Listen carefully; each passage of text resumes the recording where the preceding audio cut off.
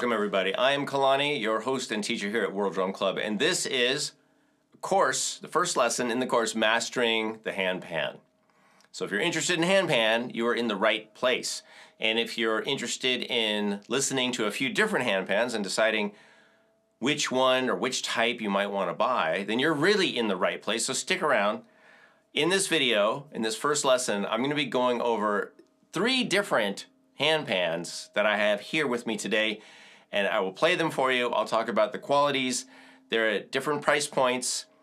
They all have pros and cons, and so we're going to cover all of that because my goal for you for this lesson is to give you a good idea of the type of HandPan you want to get, whether or not you already have one, but especially if you don't and you're thinking about buying one, I think this will be really helpful for you.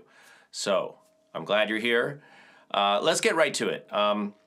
But actually, before we do, I want to tell you about the rest of the course. So the course is Mastering the HandPan.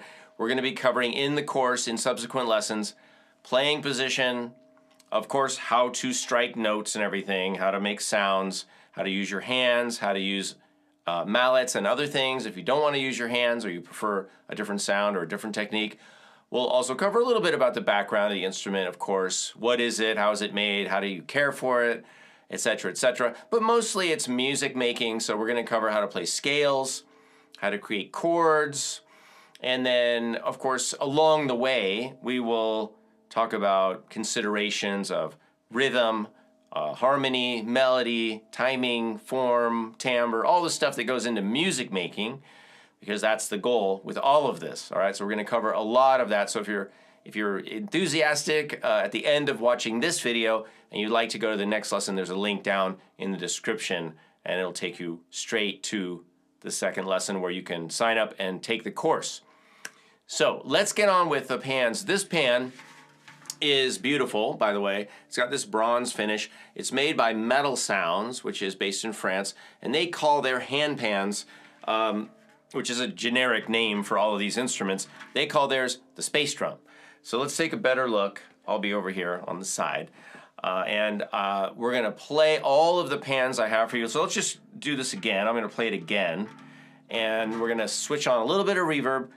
And I just want to say that this pan, out of the 3 that I have, has the longest sustain. It's pretty open sounding. It's well suited for music that doesn't have a lot of rhythm or fast chord progressions, and it's better suited for maybe meditative music, sound healing, that kind of thing. But that's up to you. Here's the instrument.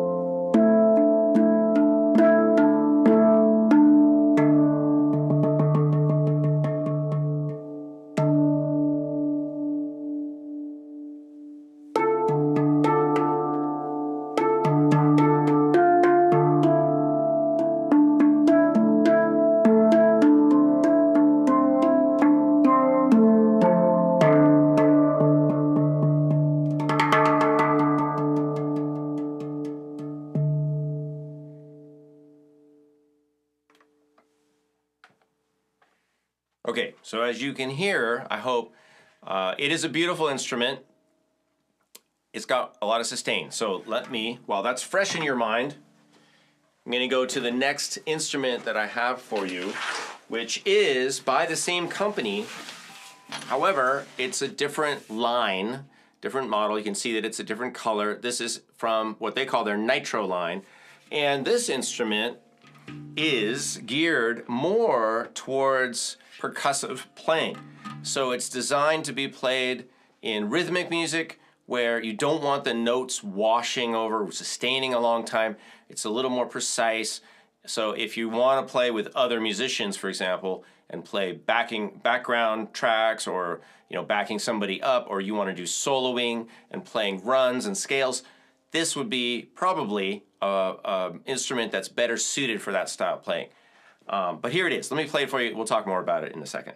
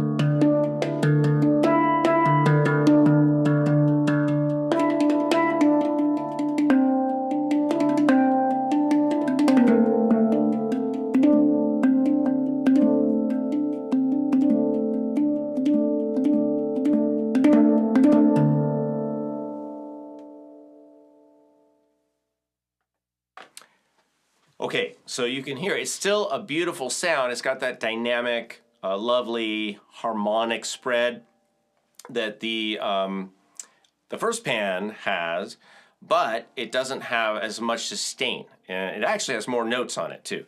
So different quality for a different style of playing, all right? Let's go on to our third pan, which I would say is in the entry level or budget range.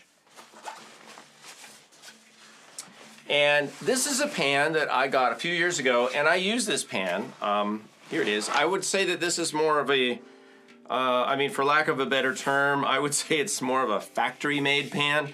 It's got some nice artwork on it, and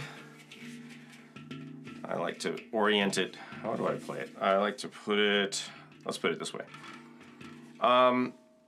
It's got some laser etching on it, and it's got a lot of the same notes. It's in D minor, like the other pans. Let me just play it for you, and then we'll talk about it on the other side.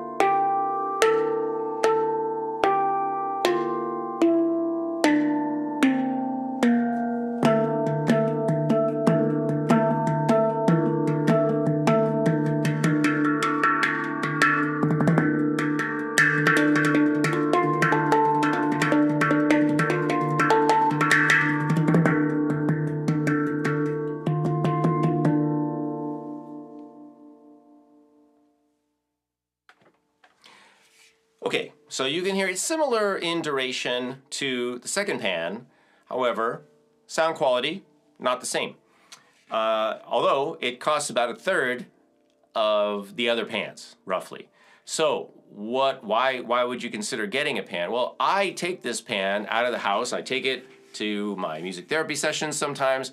I would not hesitate to take this pan with me on a trip, maybe camping, maybe to a friend's house. I would probably let other people play this without hesitation, with a little bit of guidance, of course. So it's a pan that is, I would say, is a little more social. It's a little more, I don't worry about it as much. Whereas I would worry about, or not worry about, I would protect the other pans because A, they are more expensive. B, they're also made in France, and so to get them retuned or fixed would be a little more expensive also. And they're just really nice instruments, and I don't feel like it would be appropriate for me to just pass them off into somebody else's hands. So these are things for you to consider when you're thinking about purchasing a pan, a hand pan. Now, do you go for an entry-level pan just to try it out? see if you like playing the handpan. That's fine. But let me give you some perspective on that. Now, that's okay. But I personally recommend that when people are buying an instrument or getting into anything, even if it's a hobby, whatever, that you always get the best quality that you can afford, that makes sense for you. Obviously, I'm not saying you should put a credit card down and then make payments for 5 years. But I am saying if you can afford it, get the best instrument you can. Why? Because 2 reasons. One is that it's going to sound better right off the bat. So that's motivational. That's encouraging. When you play an instrument, it's a nice instrument. It's going to pull you in. You're going to want to play it more, which means you're going to want to practice more, which means you're going to get better quicker. And that's one thing. It's going to be just more enjoyable. Every time you sit down to play, you're going to say, wow, this is so great. It sounds so good, right? So it'll make you sound better, but perhaps more importantly, it'll pull you into the music and just motivate you. Secondly, good instruments, good quality instruments will hold their value, typically better. And why would I say that? I'm very confident of that because if you look at the history of the original, what we call handpans, which was the hung, developed by pan art, those instruments, and I know this from personal experience because I saw them at the NAMM show, which is a trade show for musical instruments. I saw them when they were $500 each. And I'm sorry I didn't get one back then because they went on to just go up and up and up in price. And now if you can even find one, people are trying to get $3,000, $4,000, $5,000 for one instrument. I mean, that's a 10-fold price increase. So sometimes well-made instruments actually go up in value, but at least they probably hold their value, which is something to consider. I know it's not all about money, but it's something to consider. Conversely, an inexpensive pan, like the one I just played for you, probably will go the opposite direction because as the market gets more flooded, and these pans are not made by individuals or highly reputable companies, chances are they're going to go down in value. So you probably won't even get that money out of it, which again may not be an issue. But consider this: if you want to upgrade, if you do enjoy playing the handpan, then now you've already spent a few hundred or whatever it is for that entry-level instrument. Now you're going to go ahead and spend the money on a nice instrument anyway, right? So now you spent even more money, and you're probably not going to get your money back for that cheaper instrument. Now, if you're okay with that, great. I mean, it's nice to have a spare or whatever. You can keep an instrument for, sharing with other people or whatever. So there's, I'm not saying it's all good, it's all bad. It's just whatever works for you. All right, so let's review some of the things we've talked about in this lesson. And I do want to thank you guys for joining me. I hope this is motivational for you. I'm really excited to be able to bring you this course. But let's talk about what we covered in this lesson. So first of all, there are different makers of handpans. As of the making of this video, it's estimated that there could be as many as 300 different brands, different makers, from bigger companies to individuals, of handpans, instruments that we would put in the handpan category. They're different. They have different qualities. Some of them have more sustain. Some of them are more percussive in nature. Some of them have, of course, lovely sound, some not so much, but they're also different prices. So you can decide which instrument is going to work for you. And we did talk about maybe the goal of what do you want to use your handpan for? Do you want to use it for meditation, sound healing, music that's more sustained? Are you going to be playing by yourself, or are you going to be playing with other people? So there's all those factors. Along those lines, before we do end this lesson, I want to talk to you just a second about scales and things, and we'll cover this more in a subsequent lesson. But handpans come in a lot of different scales, which is a collection of notes, right? This handpan, the first one I played, has a very open, plain D minor scale, which means it will probably pretty easily integrate with other instruments, especially other instruments that also have a fixed tuning, like kalimbas, tongue drums or log drums, chimes, Native American style flutes, harps, small harps, things like that that are where you have a set number of notes, but it's not that easy to quickly change those notes. In other words, they're not chromatic instruments, and they don't retune easily, or at all in some cases. So if you get a handpan that has a open kind of plain tuning, like white keys on the piano, for example, A minor, D minor, then it's easier to integrate that with other instruments. Whereas and here again, it's pros and cons. If you get a exotic tuned handpan, like one that has some half steps, some semitones, and it sounds maybe it's like an Eastern scale, right? Or Asian scale. That's awesome. It could sound great. It can sound magical by itself, but it can also be harder to integrate that with other instruments for the reasons I just mentioned, because those other instruments in many cases are not tunable. So it's just limiting. That's something to consider. Also, I'll just mention real quick, there's 440 versus 432. Okay, I don't use any 432 instruments, mainly because I am working in the, I'm just gonna say standard tuning world, where you might do gigs or you might produce music that other people are gonna play on. And, if you're going 432 route, it's just very niche, and it's a smaller pool of instruments, smaller pool of players that use that. It doesn't make it bad, but for me, there's no reason to go there. 440 works just fine, and whether you believe the theories about 432 or you don't, the fact that more instruments are tuned to 440, for me, that's enough of a reason to stick with 440. So these instruments that I'm playing for you today are tuned to 440, but again, that's a personal choice. It's whatever works for you. So, all right, we're gonna wrap up this video.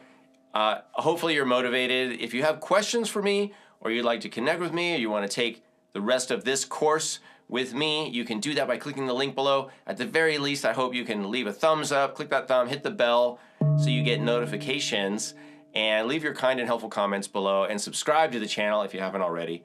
I'm Kalani, and I look forward to seeing you in the rest of mastering the handpan. I'll see you soon.